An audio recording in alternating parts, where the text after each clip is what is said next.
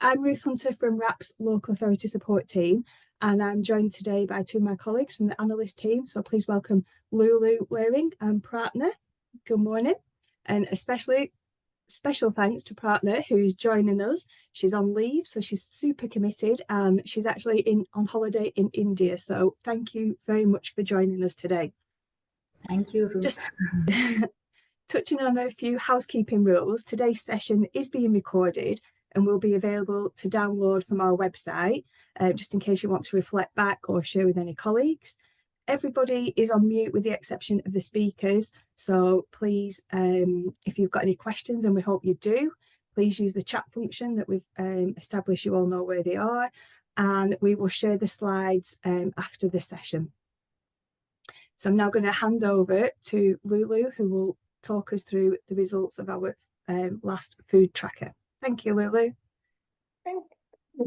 Thank you, Ruth. So I'm Lulu. I'm a senior analyst at RAP, sitting in the Behavioural Insights team, and I've been leading the work on the food tracker over the last year.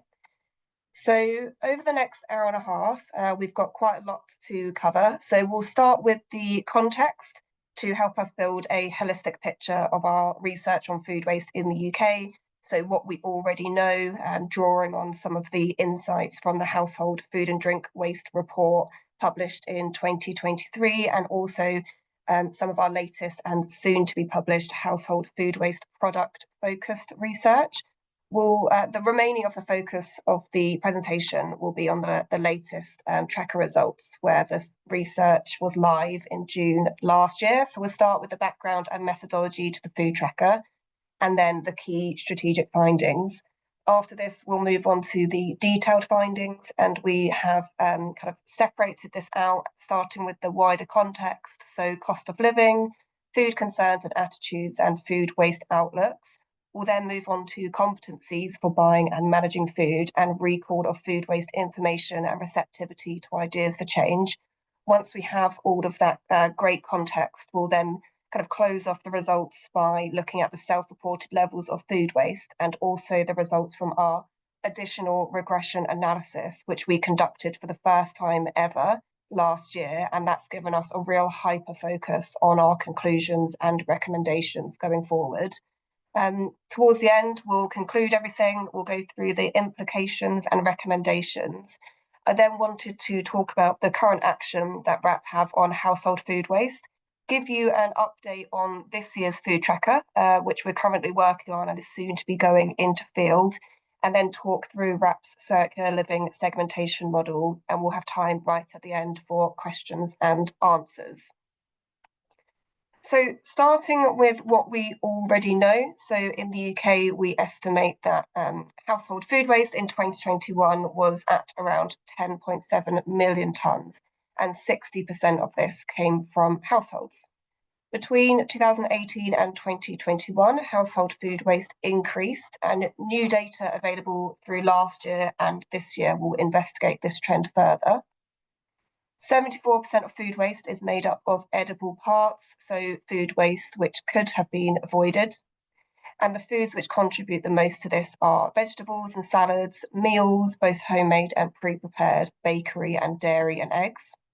Key reasons for throwing away edible food include cooking, preparing or serving too much, personal preference or perceived inedible, smelled or looked off and past the date label, which really highlights why personal skills around food management are so important with reducing food waste. And throwing away edible food costs on average £1,000 for a household of 4 every year. Sustainable Development Goal 12.3 to reduce food waste per capita by 50% by 2030 won't be achieved in the UK based on the current trajectory.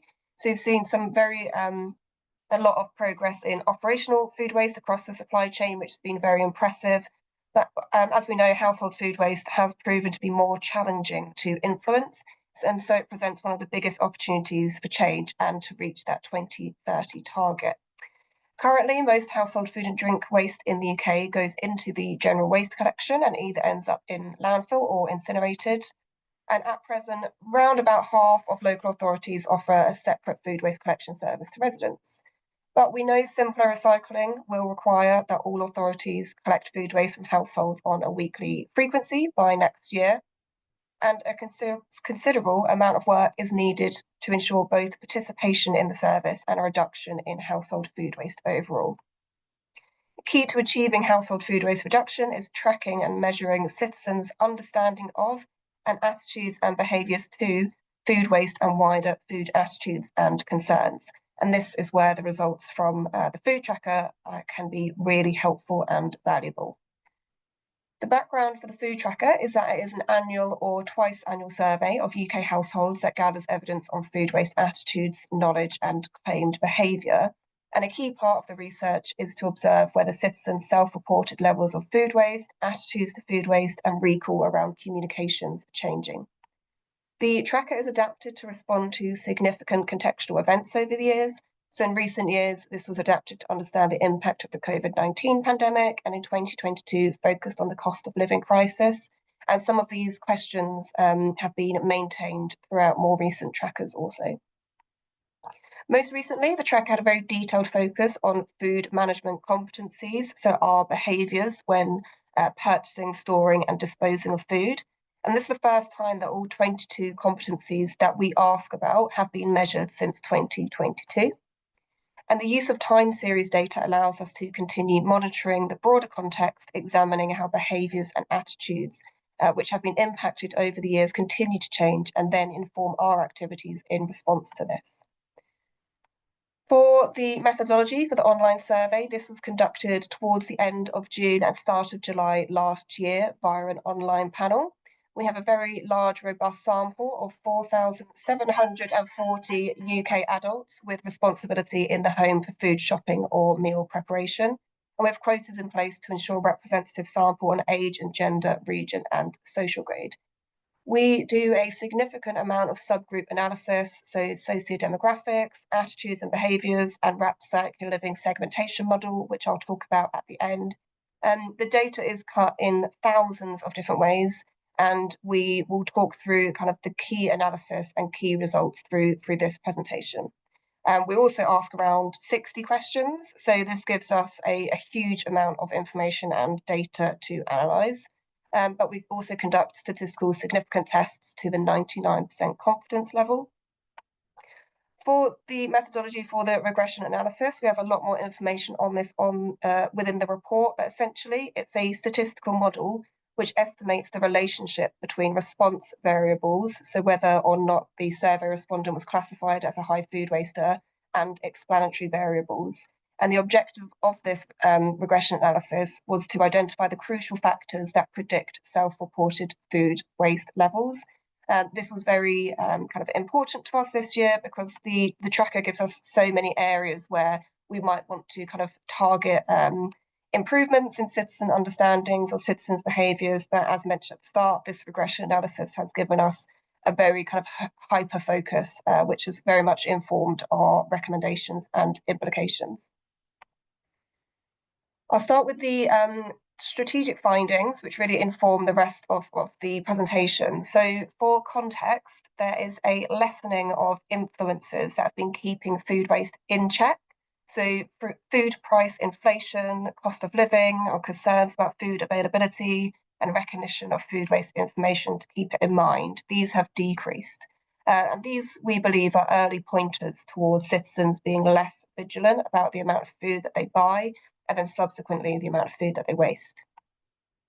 Competencies around food management and waste behaviours are not improving. In fact, the results are essentially identical to what they were in 2022, and levels of judgment for buying the right amount of food have weakened.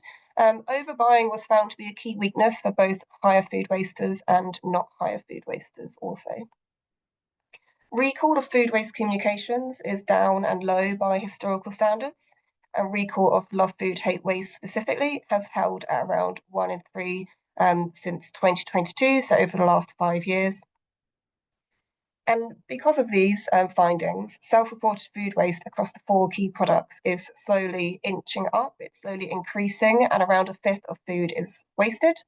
There's also a strong sense of food waste denial, with a mismatch between how much people are actually wasting and whether or not this is they think this is more or less than the average household. So the food tracker finds many areas for improvement, as I've said, and the regression analysis has found the key areas to focus our efforts, and these include competencies for judging and buying the right amount, the salience of food waste, comfort in wasting food, and having a higher number of displaced meals. Now, starting with the detailed findings, so the wider context. We started asking a question about cost of living pressures right in the peak of the cost of living crisis. So this was in June 2022. So we don't have the data prior to this date, but we asked respondents, some people can easily afford to pay their main outgoings, others find it more difficult to pay. Thinking about your current situation in general, how easy or difficult is it for you to pay your main bills? What we've seen is there's been an increase in those reporting to be keeping up without any difficulty. So back when we started tracking this, it was 35%, and we are now at 41%.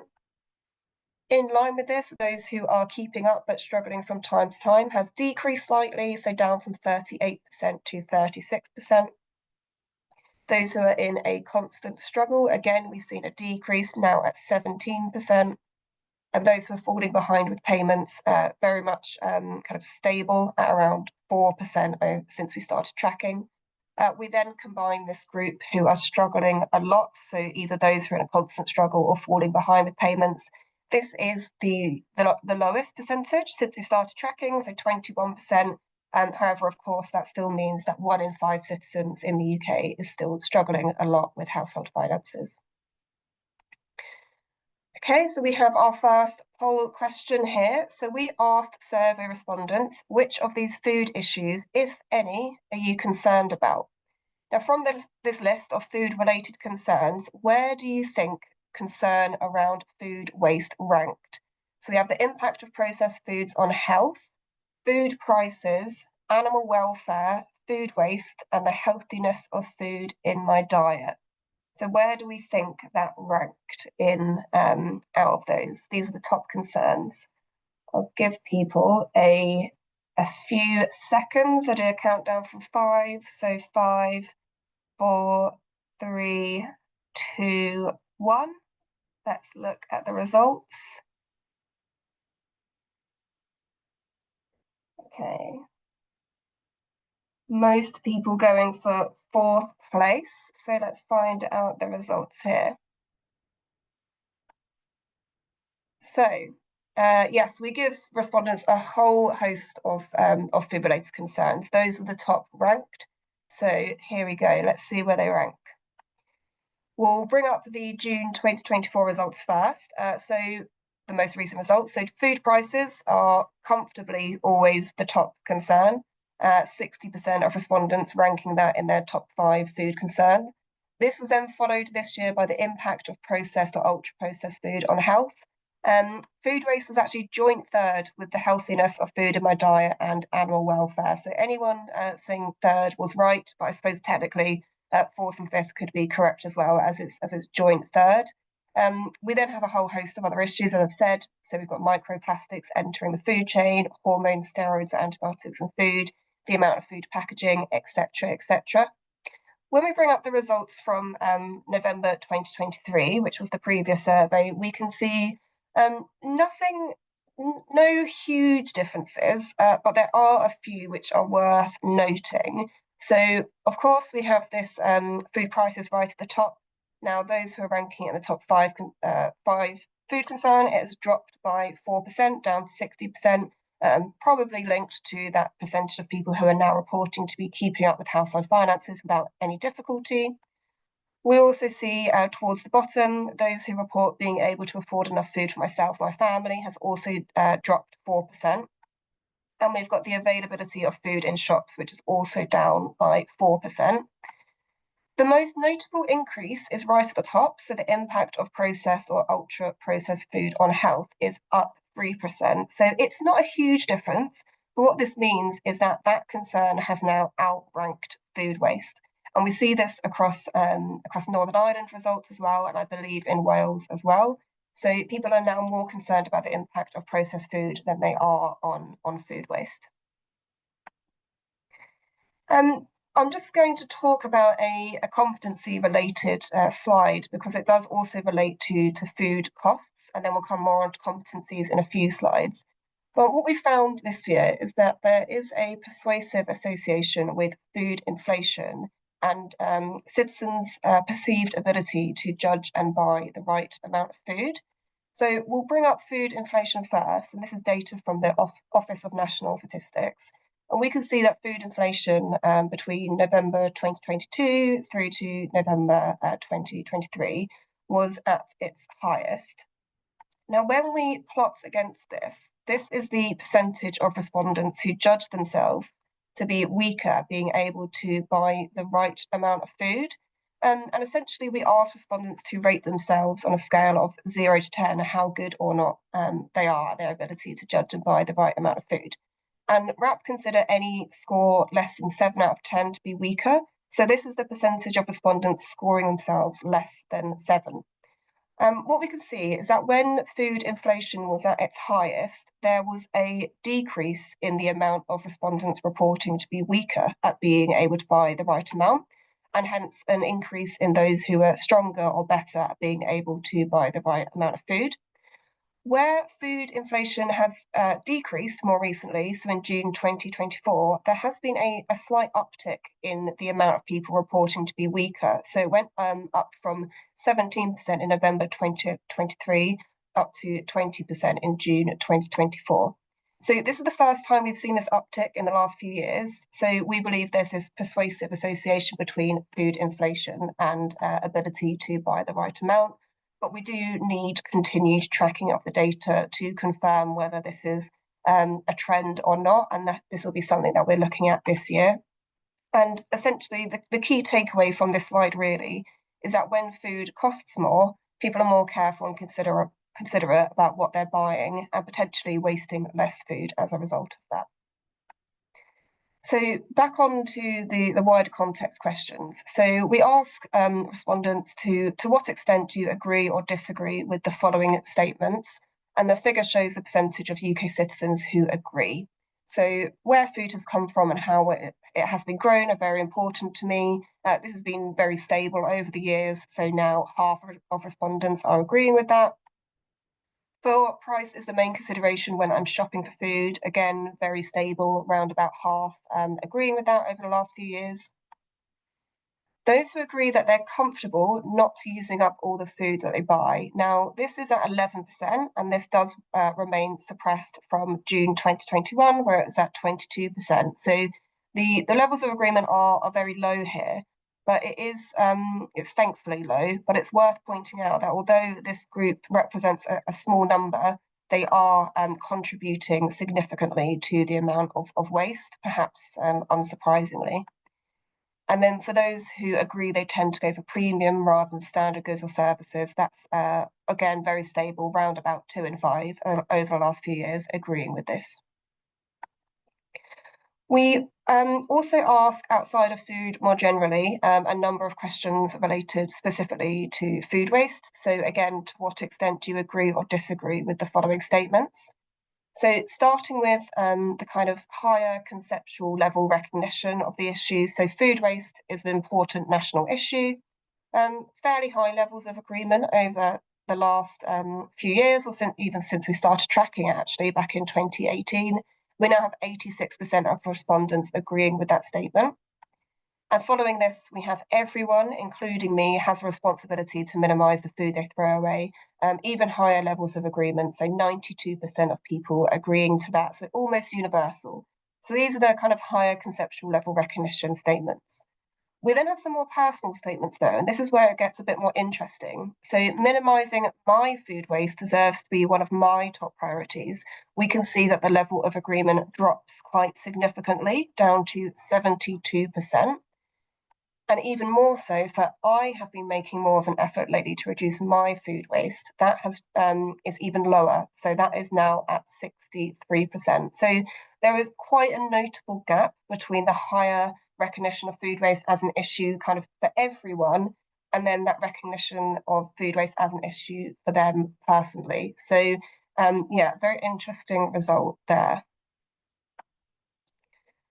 Moving on to our next section on the kind of detailed findings, so competencies for buying and organising food. As I said, this was the key focus of this or last year's research.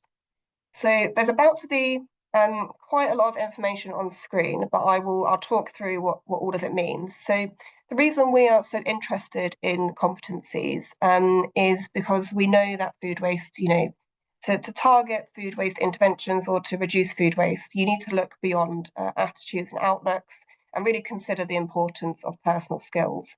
So our interest in competencies is less about identifying kind of individual skills, but rather how these behaviours interact across grocery shopping, storage choices, and the preparation of food. And we believe that the competencies interact in ways which either increase or decrease the probability of household food waste. So we ask respondents, how good or not good would you say that you or your household are at each of the following, where 0 is not at all good and 10 equals very good. And we ask this for 22 different competencies. Here they are at the bottom of the screen, and we've split these out by pre-shop, shopping, loads on food storage, and then food preparation and cooking. Coming up on screen here, we have the mean scores for all respondents for all of these behaviours. That line going across the screen is, as I've said, we consider any score under 7 to be weaker. So that line across the screen represents essentially 7. So any competencies above that are stronger, and any below that we consider to be weaker. So if we look at the weaker competencies, starting with pre-shop, we have meal planning, creating a detailed shopping list. The shopping competencies, both of those score weaker, so avoiding temptation is fairly low, and also not overbuying is also scoring less than 7. For food storage, we have some very, very low scores for some of them. So checking and changing the fridge temperature regularly is very low, 4.8. Labelling opened products and also labelling products before storing in the freezer, they're both also coming out as quite low. The key weaknesses for food preparation and cooking are also batch cooking and creating your own recipes for foods at risk of going off, as well as making meals using random ingredients that you have in the fridge. The interesting thing as well is that, you can see we've got the June 2022 and June 2024 results on here, and they're following the exact same pattern and indeed nearly identical. In addition to this, just on the shopping competencies as well, we also ask respondents a separate question about what tempts them to buy food that they hadn't planned to when they're shopping. And overall, almost everyone, I think it was 96% of respondents, admitted to unplanned purchases when they were shopping. And the most frequently cited reasons were because items were on sale or special offer, followed by items being reduced because they were near the expiration or use by date, and then something which looked especially nice because it attracted their attention because it looked especially nice. So just 4% said they never bought any items that they hadn't planned to. So lots of people admitting to being tempted by things when they're shopping. Another way to look at the competencies is that the tracker finds that there are consistently 11 competencies which divide higher food wasters and non-higher food wasters. So coming up on screen, these are the competencies where we see the largest kind of gaps between these two groups. So we have checking the fridge, checking the freezer, not overbuying, keeping control of the fridge and freezer, using up food before it's best before or use by date, judging a food past its date is okay to eat, using up open items, freezing food, portion sizing, and using up leftovers. So we'll bring up the mean scores for higher food wasters now. And then alongside this, we have the mean scores for the not higher food wasters. So here are where we see the largest differences between the two groups. Not overbuying comes up again as a key weakness between these two groups. So both of these groups are scoring themselves less than a 7 for this. Interestingly, using up opened items seems to be where we have the largest difference between these two groups. So higher food wasters, for example, scoring themselves 7.1 out of 10, and not higher food wasters scoring themselves 8 out of 10 for this behaviour. Now, looking specifically at levels of judgment for buying the right amount. So as mentioned, we've said when purchasing the following types of food, how good or not would you say at judging and buying only the amount you are likely to use? We've got that same methodology, so on a scale of 0 to 10. Starting with bread, we have on screen coming up. So we've got 29% of respondents reporting themselves to be weaker, so scoring themselves less than 7 for purchasing bread. For milk, this is lower, so 16% of respondents reporting themselves to be weaker. Chicken has seen lots of ups and downs over the years, and it's now at 14% of respondents reporting themselves to be weaker. And potatoes is now at 34%. So some of the latest results are better than the historical data. So if we look at chicken in the dark purpley colour, we've got 14% of respondents now reporting themselves to be weaker. Back in October 2021, it was 33%, so a third of the sample. So we've seen some good improvements for chicken. And with all the products, actually, the latest results are lower than some of the historical data. But nonetheless, since November 2023, all of these have shown an uptick. And as I said towards the start, we'll definitely be looking to see what happens to this result in this year's food trends tracker, if it continues to go upwards or whether it comes back down. We also ask, so those are our 4 key products: bread, milk, chicken and potatoes, but we do also ask about a much wider list of food items. So this is the kind of the same question and the same methodology. So this is the percentage of respondents reporting themselves to be weaker at purchasing these products. So soft drinks, fresh chicken, pork and milk, all less than 20%. As soon as you get onto the produce items, that jumps up quite a lot. So we've got broccoli, onions, apples, bananas. Then we have bread, so a little bit of an outlier, but we know it's a highly weighted item. We've got 29% of respondents report themselves to be weaker at being able to buy the right amount of bread.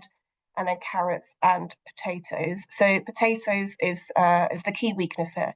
We've got 34% of respondents reporting to themselves to be weaker at being able to buy the right amount of potatoes. And we'll talk more about potatoes in a few slides. Just to bring up kind of to complete the graph, we've got the percentage of respondents reporting themselves to be stronger as well in the blue bar. We also ask about disposal decisions for produce, which links to our work on buying loose. So please indicate on the scale below how you make decisions about when to eat or throw away the following foods. I'll bring up those who say entirely or mostly on date now. So we've got fresh chicken, pork, yogurt, milk, mostly relying on dates on pack there. And for fresh produce, we can see that it's either kind of a mix of date and judgment, or mostly or entirely judgment. So respondents much more likely to rely on their judgment for disposing of fresh produce, which is is very supportive of the work that we're conducting on buying loose. Moving on to our next kind of detailed section, which is about recall of food waste information and receptivity to ideas for change. So this is actually one of the longest time series that we have. This dates back to November 2011, and we asked respondents in the past year, have you seen or heard anything about the following? And the line coming up on screen is the percentage of respondents who have said yes. So starting with the amount of food that is thrown away or wasted, this is quite clear. It jumps up and down massively over the last few years. So the most recent results are that 45% of people are saying yes to this. Probably it's worth flagging just the wording of this question. So in the past year, only 45% of people are answering yes to this, which I think is probably what we would consider quite low, really, particularly in comparison to some of the historical data, where it was upwards of 60%. And then how to plan, buy, store or prepare food to help reduce the amount that gets thrown away. Following a very similar pattern, actually, although we only started asking about this in 2018, but it kind of does the same ups and downs as the previous statement, and this is now at 29%. It's also worth pointing out on this slide that we don't ask specifically where they saw or heard this information. And we do not ask either about food waste disposal or recycling communications. And this is something that we've been talking about internally, and whether we can incorporate that into our question framing this year for the food tracker. So that's definitely something that we're looking at and something that we're working on. And then for recall of love food, hate waste specifically, so we've been tracking this since 2014. Back then, 13% had seen love food, hate waste, and in the most recent results have found that this is now at 32%. It's been about 1 in 3 for the last 4 or 5 years, so it's holding at that number. We also looked at we did a bit of digging into the data to see if we could see kind of any trends across different groups. What we found is that for UK region, Northern Ireland actually had the highest recall of love food hate waste. And then for different age groups, those who are aged 25 to 34 or 35 to 44 were statistically significantly higher to have seen love food hate waste, and those who are aged 65 plus were statistically significantly lower to say that they have seen it. Across England specifically as well, we looked at that, and we found that the Midlands actually reported the highest recognition at 34%, so it wasn't statistically significantly higher, but it was the highest. This was then followed by the south of England at 33%, and then the north of England where it was at 25%, which was statistically significantly lower than the average. For recall of the freezing snowflake and little blue fridge, so on pack messaging about food storage, starting with the freezing snowflake, almost universal, so 91% of citizens reporting to recognise this, and this is holding up very well over the years. The little blue fridge, which is the store at home below 5 degrees symbol, much lower. It's improving slowly over the years, but obviously nowhere near that freezing snowflake at the moment. So now it is 27% of citizens reporting to recognise that. For receptivity to ideas for change, we asked respondents which of the following things, if any, do you think would help you or your household to reduce the amount of food that ends up uneaten? And we give them a whole host of options that you can see on the left-hand side of the screen. Now, the way that we've categorised these is the individual options where that person would have to make the change themselves are in the very dark green bar, or it might be coming up as more black on screen. And then the external provider options where someone else would have to make that change for them are shown in the blue colour. So starting from the top, we've got checking the fridge, freezer and cupboards to see what you already have before your next shop. There is the most popular option with 45% of respondents selecting that.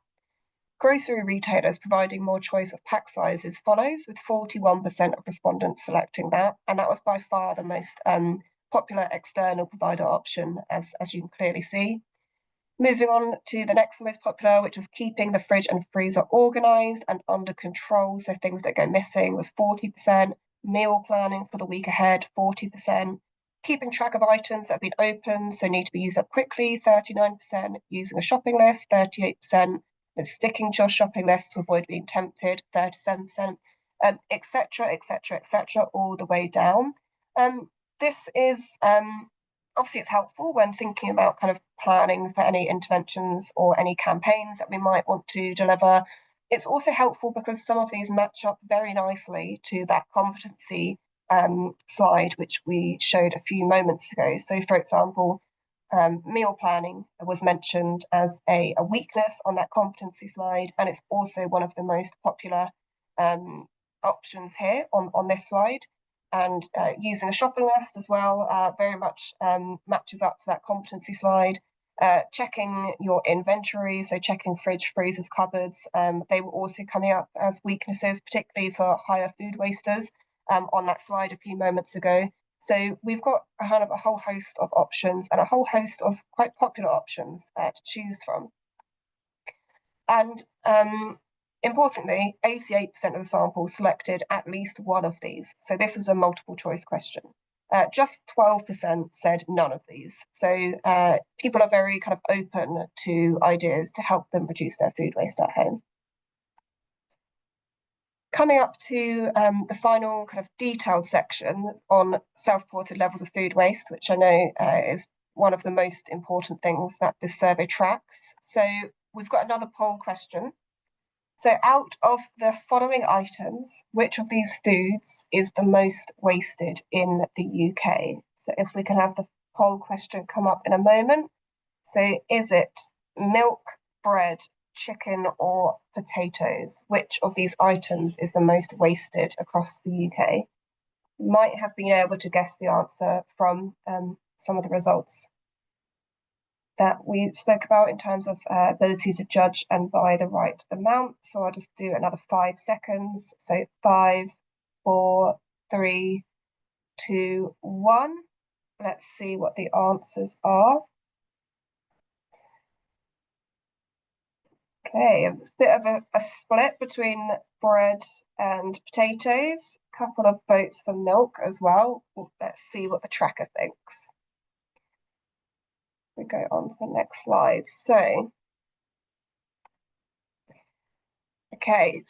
we asked respondents, thinking about the last time you bought the following foods, approximately what percentage of the amount you purchased ended up being uneaten and thrown away, whether to a compost bin, ordinary bin, council food waste collection, or down the sink? Now, these are our 4 key products on screen here, so let's go through them one by one. So they all follow a very similar trend pattern. But for bread, you can see quite clearly in April 2020, which was when the COVID pandemic was very much in its height, we saw a large decrease in the amount of self-reported food waste, and this is true for all of the items that we measured. So it was 14.5% during the COVID-19 pandemic, and it has slowly increased since then, now at 21.3%. For milk, you can see, as I said, almost the exact same pattern, a very sharp decrease during COVID, and then it's slowly increasing since then, now at 19.2%. The exact same thing for chicken, previously at 12.6% during COVID, now at 19.7%. And then we have potatoes. So potatoes are coming up as the most highly wasted, or the food tracker believes they are anyway, in terms of people self-reporting.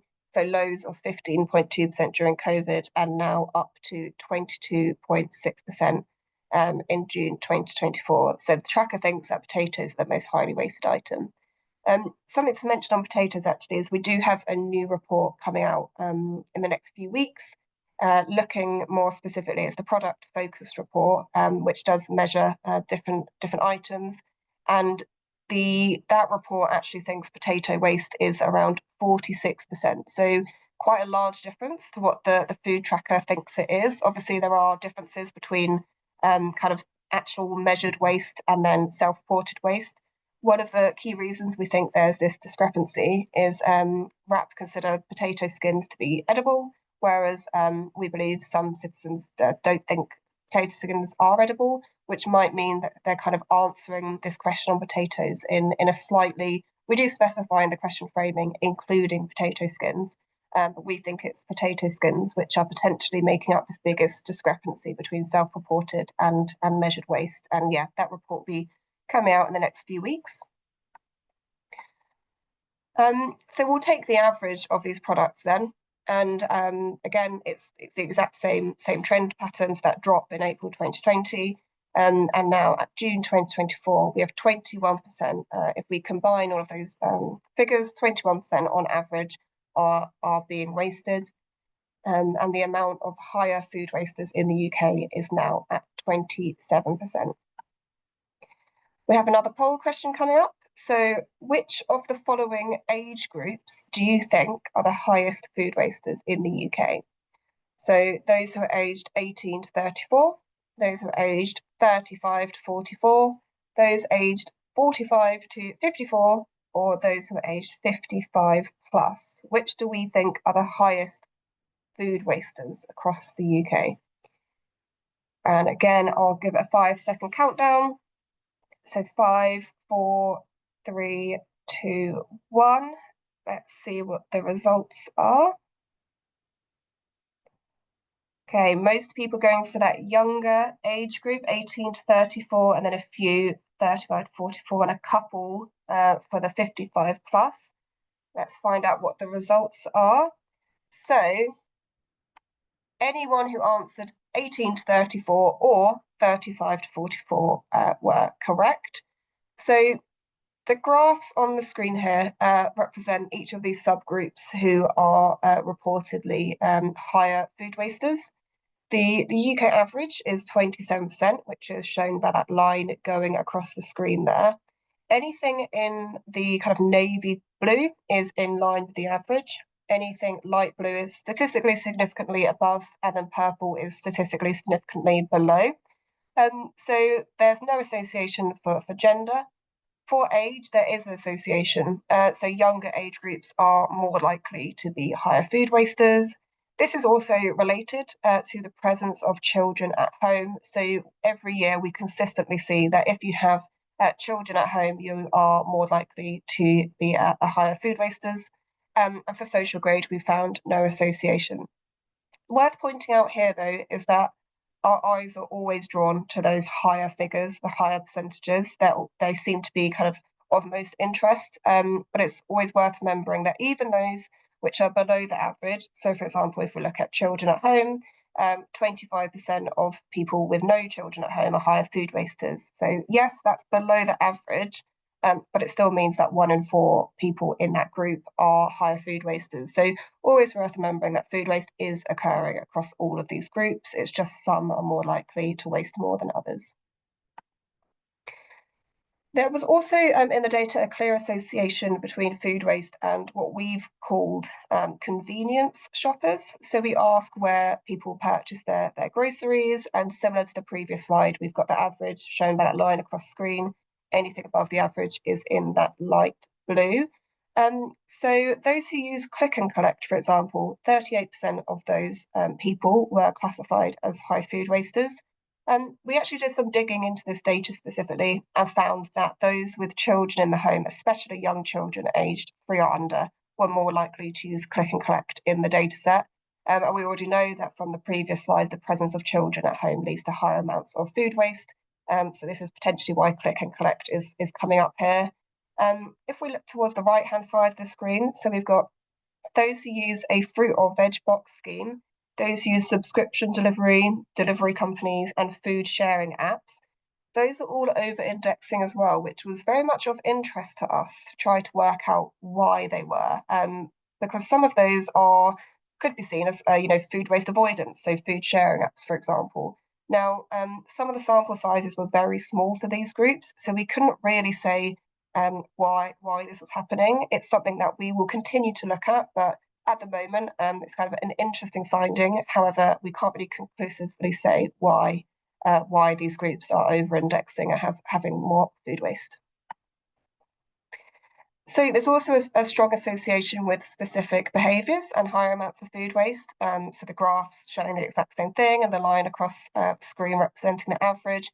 So those who have a higher number of meals outside the home and food delivery, very nice, neat association there. So those who are having a higher number of those meals are much more likely to be higher food wasters. Those who are weaker at judging, at their ability to judge and buy the right amount of 4 key products are much more likely to be higher food wasters. And those who agree that they are comfortable not using everything up are much more likely to be higher food wasters also. We also ask about a much wider range of food outside of the 4 key products, which I wanted to talk about briefly. So we have the 4 key products, and as well as that, we have broccoli, carrots, bananas, apples, onions, pork, and soft drinks. So this is the percentage of people who think or who report that they waste 0% or 1% to 9%. So we've got quite a lot of differences here with the 0%. For example, if we compare potatoes and soft drinks, it's quite a stark difference. 34% of people wasting 0% potatoes compared to 71% of people wasting 0% of soft drinks. When we bring up these higher percentages, though, we see less of a difference, particularly for that 30% plus. So those who are reporting to waste 30% or more of these items. It's round about 1 in 5, which I thought was quite interesting. And then we can bring up the averages here. So this is the average amount of these items which are wasted. So round about 1 in 5. Pork is the outlier here. We've got 16.1% of pork being wasted on the last occasion. Potentially because it's a slightly more expensive item compared to these other items. I believe we don't ask about pork every time, but I'm not entirely sure. We do have some scope to add in new items over the years. As I've mentioned, soft drinks was a new one. We were talking previously about the fact that it's National Egg Day, and whether we measure eggs in this.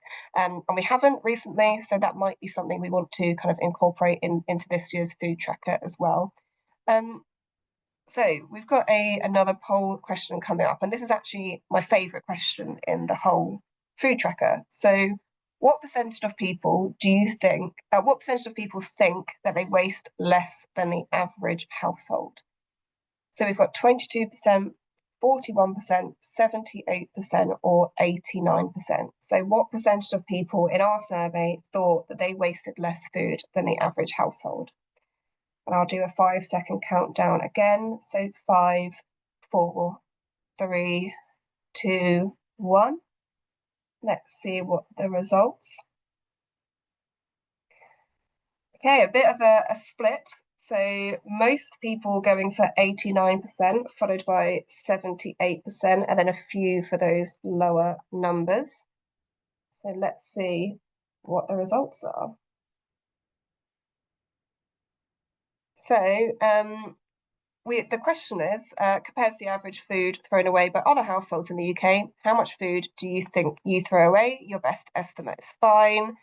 So 78% was the correct answer, but most people are kind of thinking along that line anyway, that people are quite optimistic about their levels of household food waste, really. So I'll bring up all the results here.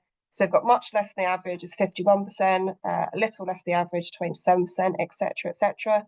4% of people said don't know, and to be honest, that would probably be what I would answer to this question, because it's not a perfect question. It very much relies on individuals to consider what the average might be, probably something they haven't thought about before, unless they are highly interested in food waste.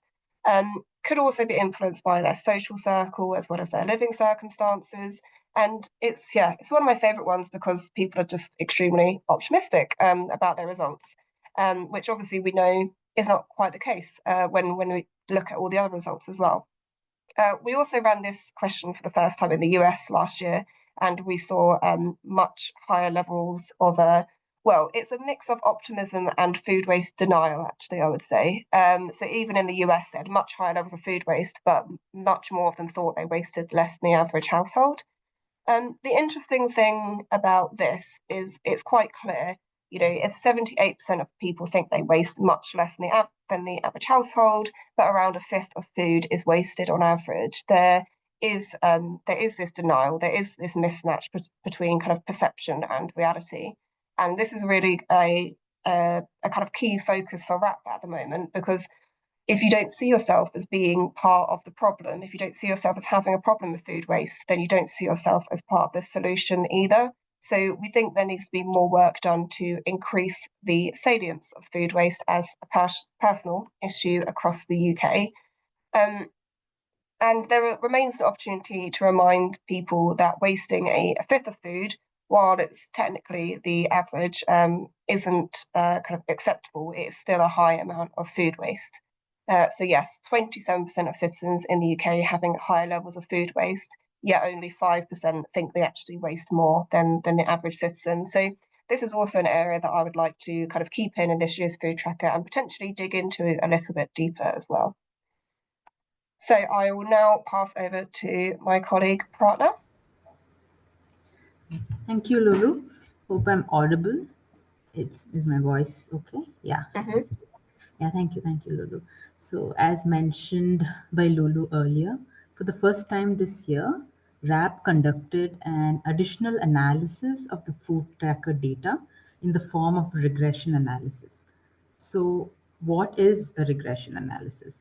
Regression analysis is a way to figure out how one thing, like someone's income, for example, is affected by one or more other things, like their education level, age, or experience. So, how does someone's income get affected by their education level, age, or experience? So that's the process of knowing what a regression analysis is. So it helps us see how different things are connected and make guesses about one thing based on another. And the objective of this regression analysis was to find out, as Lulu mentioned earlier, what conditions makes a person to waste high amounts of food or become a high food waster, especially of the four key food products, that is bread, milk, chicken, and potatoes. So after we conducted the regression, few of these conditions got revealed. So we move to the next slide. Yeah. So can any of y'all guess what those crucial conditions were which made a person a high food waster? So you can launch the poll, Pauline. Yeah. So actually, the clue was in the beginning when Lulu in the slide of, I think it was key strategic findings in slide that Lulu mentioned. So it is in the beginning of the presentation. Just give you guys again 5 seconds.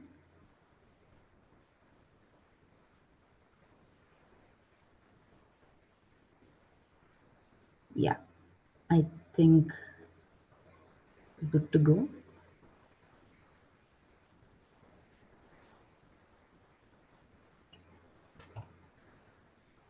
Okay, all of the above. Yeah, I think yes, I think that's pretty much right. So all the majority of y'all, the 62% of y'all who said all of the above, you've nailed it. So that's so you have been listening when Lulu mentioned in the previous slide, in the key strategic findings slide.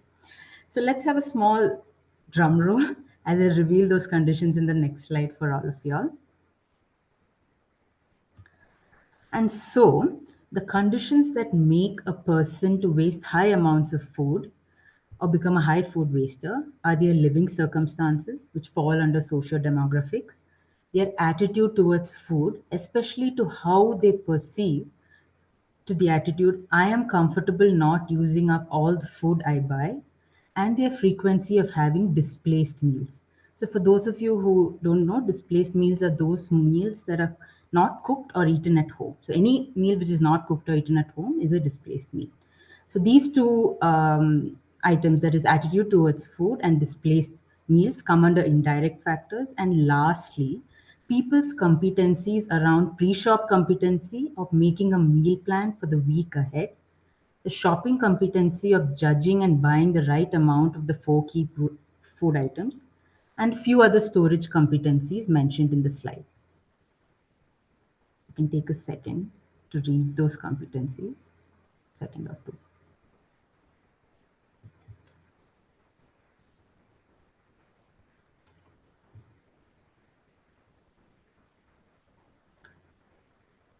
So, if we were to take a deeper look at how these conditions affect self reported food waste, so all of these points which are mentioned in the slide, how do they actually affect food self reported food waste? That is, what kind of living circumstances leads to more people wasting high amounts of food, or what kind of living circumstances makes a person a high food waster? For that, we need to move to the next slide. So, yes. So to reiterate or repeat, the key conditions that increase the likelihood of a person being a high food waster were, firstly, when they agreed that they are comfortable wasting food. Secondly, when they had lower levels of competencies for judging and buying the right amount of food. Thirdly, when they have a higher number of displaced meals, especially eating out in the evening and in drive-thrus. So when they eat in drive-thrus or eat out in the evening. And lastly, when they disagree that knowing how food is grown and sourced is important. So to sum it up, when they agreed that they're comfortable wasting food, they were more likely to be a high food waster. Similarly, when they had lower levels of competencies for judging and buying the right amount, they were more likely to be a high food waster. So these four factors gave us and the food tracker a clear focus for our future research and implications, which will be spoken about by Lulu later on. Moving on, the next slide.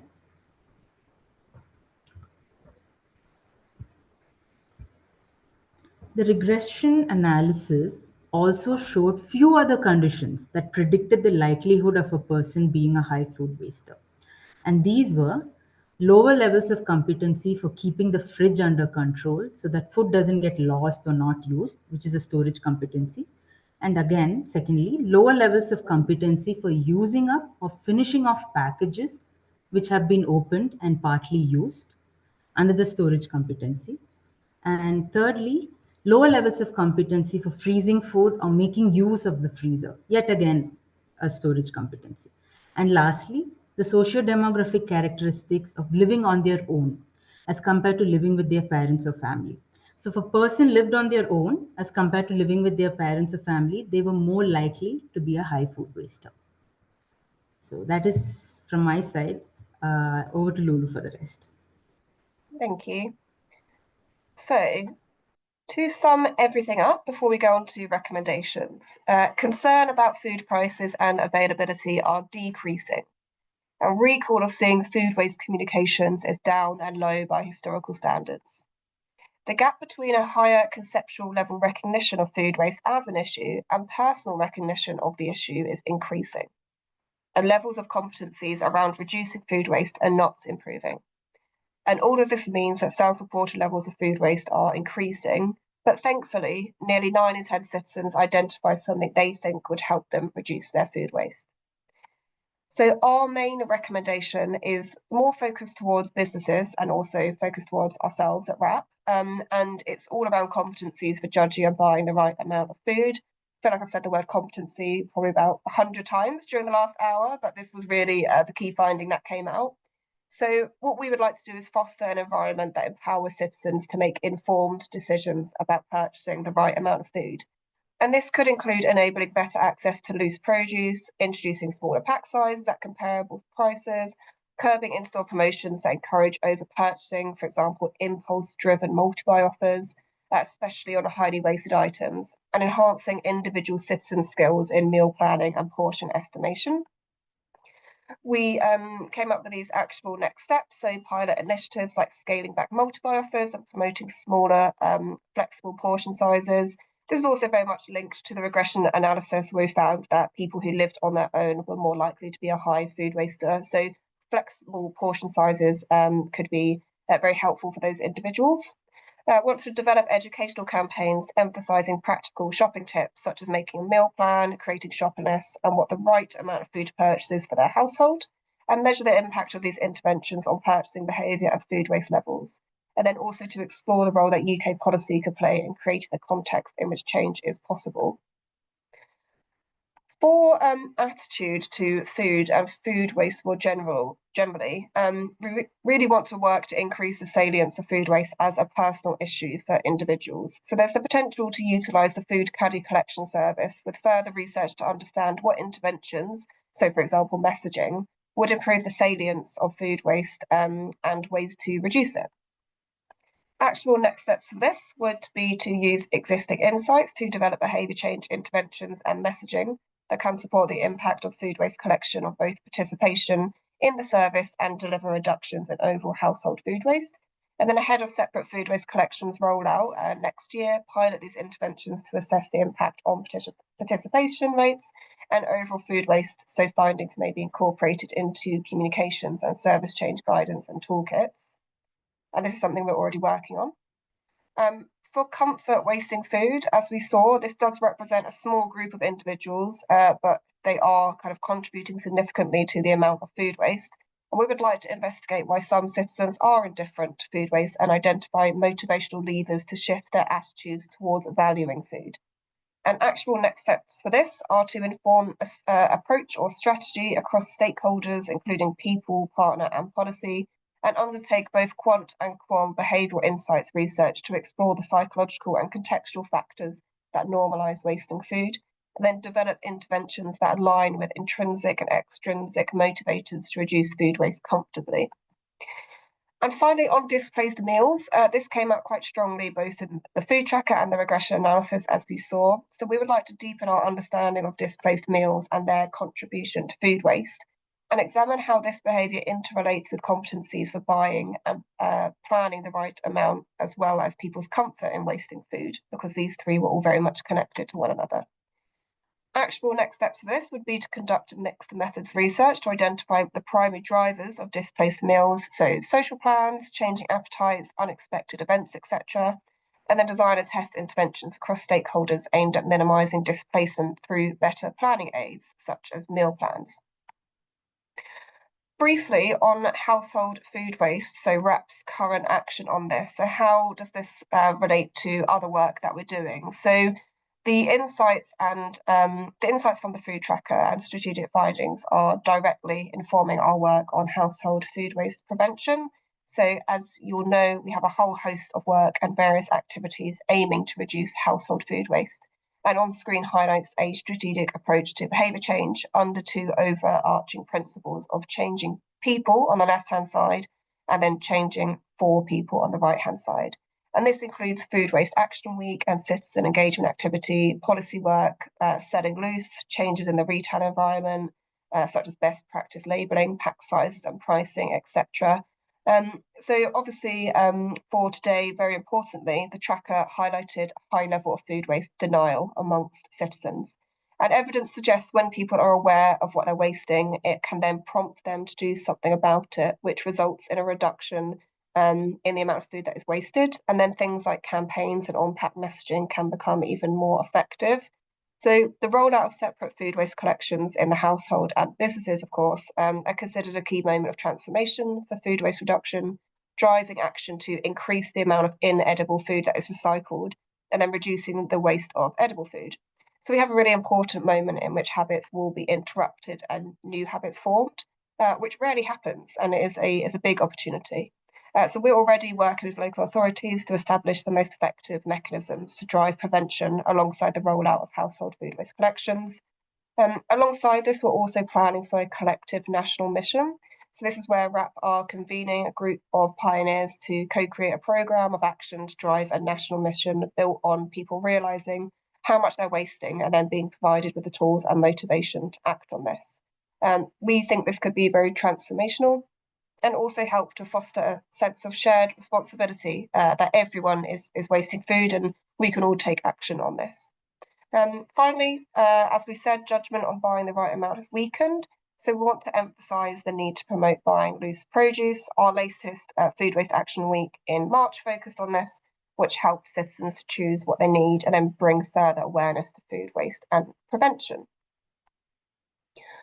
So what are we planning this year, taking all of these findings into account? So we have a new report coming out very soon, and it has found that in 2022/2023, a high proportion of household food waste was discarded in its packaging. Bakery products and fresh vegetables salads made up a significant amount of the packaged waste. A significant amount of the packaged waste was over 75% full. And then this, alongside the food tracker 2024, that should say, results suggest food waste is occurring as people are simply buying more than they need. And the thing with overbuying is that you could be really, really good at everything else, but if you buy too much, you are probably going to struggle to use it. So differences between pack sizes and pricing, where smaller pack sizes are not priced comparably to larger pack sizes, has found to be a bit of an evidence gap. So we are aiming to fill some of these gaps with this year's food tracker survey. Where we're at is that we are in the scripting phase, so we're still designing the questions, and the research will be going live later this month. We'll then be analysing the results throughout the summer, reporting back to our funders towards the end of the year, and actually writing up the results towards the winter and the start of 2026. The report is likely to be published in March 2026, potentially earlier, actually. That's the latest date it will be published. But this is where we're at, and this is the area that we're going to focus on. I also wanted to briefly talk about the segmentation model, which is being developed by RAP, which some on the call may know about and some may not know about. So this is a model which RAP developed a few years ago, and it creates a rich profile of a population or customer base for driving effective citizen behaviour change. The model tells people how they think and behave across the topics of recycling, plastics, food waste, clothing, and consumption. It also tells us people's political and value outlooks, their views on wider environmental issues, the media they consume, and VARC learning profiles to help understand segment communications and preferences. And we analyze the data using this model, and it's how we can inform our campaigns as well.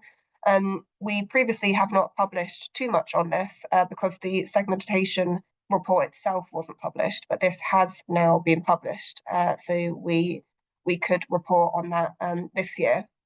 But it segments people into 8 very distinct segments. We have 4 kind of greener segments at the top of the screen. So segment 1, get the why, not always the how, think green and are big consumers. Segment 2, we call give the planet a chance, green and acting on it. Segment 3 are pressured providers, under pressure greens, so often have children, but are kind of constrained by time and finances. Segment 4, the strong silent type, actions, not words, quietly green. So these are our 4 green segments. Then have some more challenging segments at the bottom. So segment 5, local, not global, concerned about local issues, but switched off by wider global events. Segment 6, why should I care, disengaged or indifferent. Segment 7 are green for the gram, big consumers, words, not actions.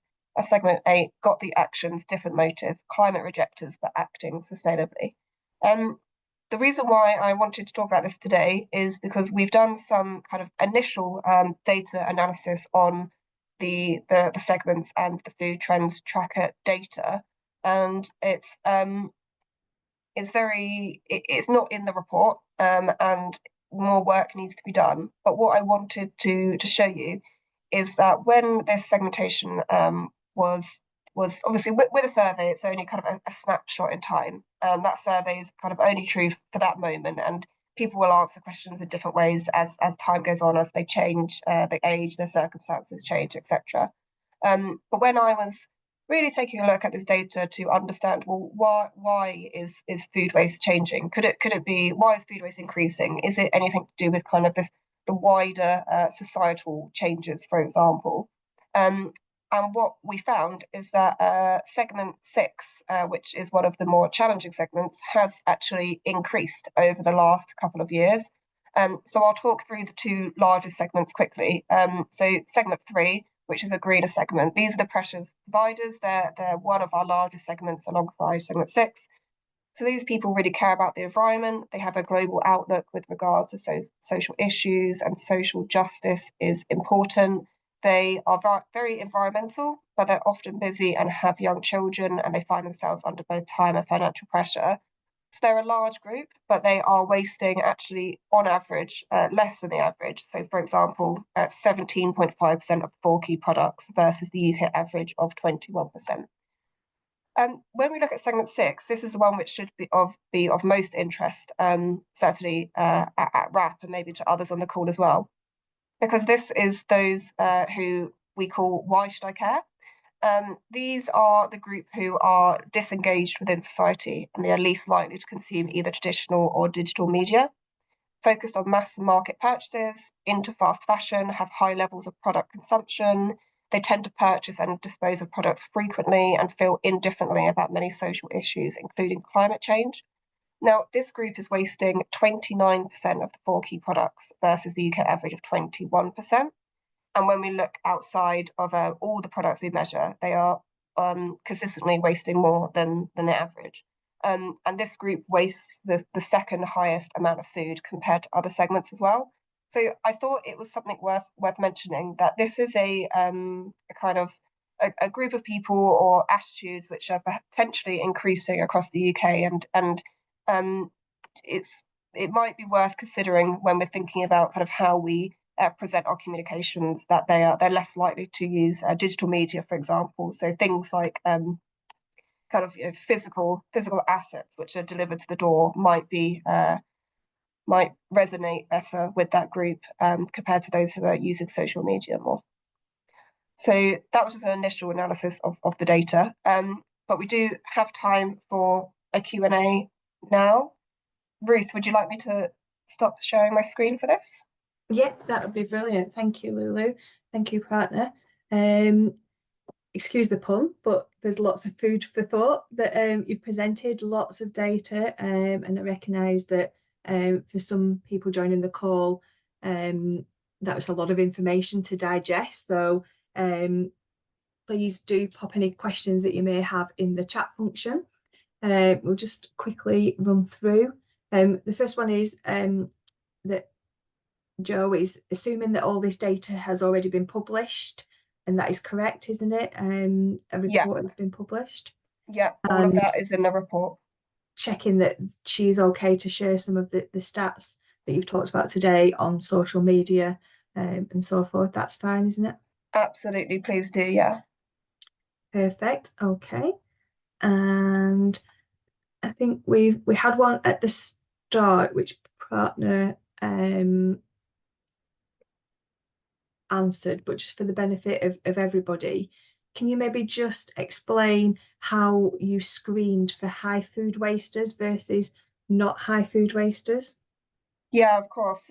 This is actually a question I had when I first took over this, because when I read the report initially a couple of years ago, I wasn't quite clear on that either. So we've also put this into the published report as well. But the data has a kind of algorithm that sits behind it, and it is anyone who is a high waster of milk, which we would consider 15 to 100% of milk being wasted, or anyone who is a higher waster of chicken, potatoes, and bread, which have different percentages associated with them. So for chicken, it's 15 to 100%. For potatoes, it's 30 to 100%. For bread, it's 40 to 100%. That methodology was developed by our lead analyst who works in our team. So I can't really give any more information apart from that, but that's the algorithm that sits behind the responses in the data. So it automatically kind of defines them when we're doing the analysis. Okay, perfect. I've actually just popped the link to the full report in the chat as well for anybody that maybe hasn't already found it on the website. You can go straight to it and have a look at that as well. Okay, I think, yeah, we've had a few comments that really interesting, great facts, fascinating, but quite slightly disappointing.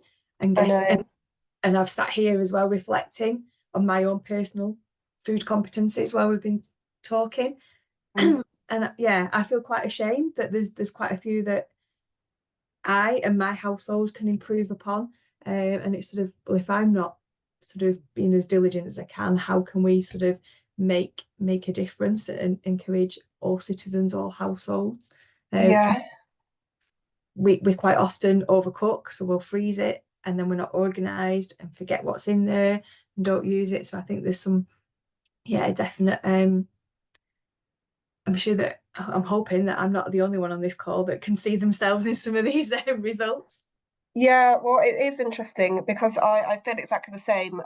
Very interesting, but yeah, disappointing. And I think the pack size and pricing is quite a good opportunity to look into, because it is a change which I think really could help people. I'm someone who lives on their own, and especially when I buy something like a pack of spinach, is that all going to be used? Probably not, because how can one person eat that much in however many days it has on it? So yeah, this is why I took an initial look at the segmentation analysis to see if there was anything else that we could, really think about when we're trying to work out why this is happening. Because, COVID, obviously, that's where it dropped significantly.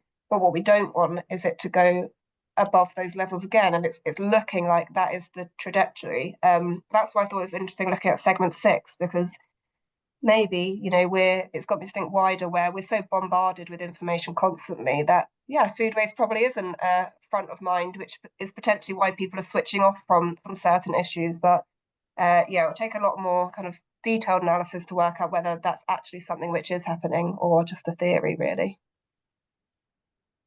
Yeah, sure. I think as well, a local authority close to where I live has just recently introduced a pilot across a few different parts of their borough ahead of having to introduce it across the whole borough for March next year. And I've been interested in following their posts on social media, and the comments were, we don't waste food in our family. That denial was really strongly there when the local authority in question started promoting the pilot. But equally, it's been quite interesting. Some of those people have actually come back on and posted, oh, we're really shocked to see how much we're wasting as a family, and they're trying to change their habits. So I think going forward, when more of England have got food waste collections in, I think that the tracker results and the findings will be even more pertinent at that point, possibly. I'm not sure what you think. Yeah, no, definitely agree. Yeah. Okay. We've got another question here in relation to messaging, I guess. Should the food waste messaging be about the recycling collections, or should it be about prevention and storage and the better competencies? What do you think there, Lulu? Yeah, it's difficult question to answer, really, without giving it a lot more thought. And I suppose it depends what service is already in place and how long it's been in place. Me personally, I've never lived anywhere with a kind of, if we're talking about the caddy, sorry, specifically, are we talking about that specifically? Yeah. Yeah. So I've never lived anywhere which has the collection service. So I think we would suggest that the messaging begins with how to use the collection service, and then once it's been established and people are using it, then to kind of bring in that food waste reduction messaging. I know that Be Mighty has been utilising both those messagings alongside each other, both about food waste reduction and about food recycling, which go, you know, so for example, use your banana and then recycle the skin. I can't remember exactly what it says, but I know that they've got some really good examples where they use both together. But yeah, do you have any builds on that, Ruth? Yeah, no, I would agree that I think when you're talking about a new scheme, a new service, giving the citizens, the householders, the instructions on how to use that is really important at that setup time. But there's still room for prevention messages, and it's knowing your audiences and when to use those messages correctly. And I think Be Mighty, and I think some of the re-London campaigns have also looked at sort of those dual messages, so that there is room for both, but it's just knowing your audiences and the right channels and tactics to use there. We've got a few more. Not a question as such, this one, but the caller's wondering if the share apps increase wastage because the food is already short dated, or as ingredients people have planned to use, or they just get too much as it is a bargain. Lots to investigate there, she's put. Yeah, I think so as well. And I can't actually remember specifically what we classify as a food sharing app. So there's a couple that spring to mind. But then are things like, I guess Too Good To Go wouldn't be a sharing app because you're actually still purchasing the item. But yeah, as you say, lots to investigate and dig into. Yeah, okay. I'm not sure whether you'll have this information to hand specifically, or whether we can take it up with Katie offline. But she's just wondering, we're guessing that there's lots of segment 6 within London, and do we have any more granularity on regional splits? We should, with the regional splits, I think the most granular we can go is North, Midlands, South, including London, and then London separately, and then South excluding London. I think we look at the South in 3 different ways. Should be able to get that information for you though, but that will have to be done after this. Perfect, okay. We've got a question around how to collect food waste from flats. I think that's something that again we can take up outside of this call. And Tubo, you may want to join a webinar that we've got coming up, which will touch upon that. And again, Read London have done some really recently a number of webinars that I'm sure you can listen back on that touch upon food waste in particular. I think we've probably touched upon all the comments and questions that we've got so far. Yep, just having one last look. Okay. Are you okay to just quickly share back your screen again, Lulu, if that's possible? Yep. While you're doing that, I will like to say a big thank you to both Lulu and partner. I hope you enjoy the rest of your holiday, partner. Thank you very much for joining us.